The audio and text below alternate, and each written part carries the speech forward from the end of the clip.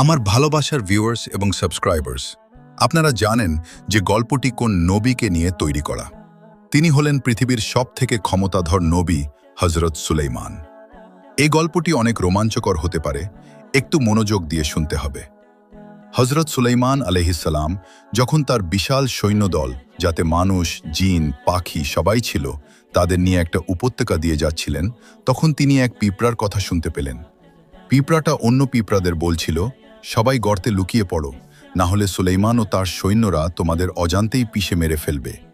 পিঁপড়ার কথা শুনে সুলাইমান আলাইহিসসালাম হাসলেন এবং আল্লাহর কাছে শুকরিয়া জানালেন এমন ক্ষমতার জন্য। তারপর তিনি তার সৈন্যদল থামিয়ে দিলেন, যাতে পিঁপড়াদের কোনো ক্ষতি না হয়। এই গল্পটা আমাদের শেখায়, ছোট কোনো প্রাণকেও অবজ্ঞা করতে নেই এবং প্রতিটি সৃষ্টির প্রতি দয়াশীল হতে হয়। কেমন লাগলো? এরকম আরও রোমাঞ্চকর ইসলামিক স্টোরি শুনতে হলে আমাদের চ্যানেলটি সাবস্ক্রাইব, লাইক করে যান। আর এরকম আরও রোমাঞ্চকর গল্প যদি আপনারা শুনতে চান, কমেন্টে বলুন।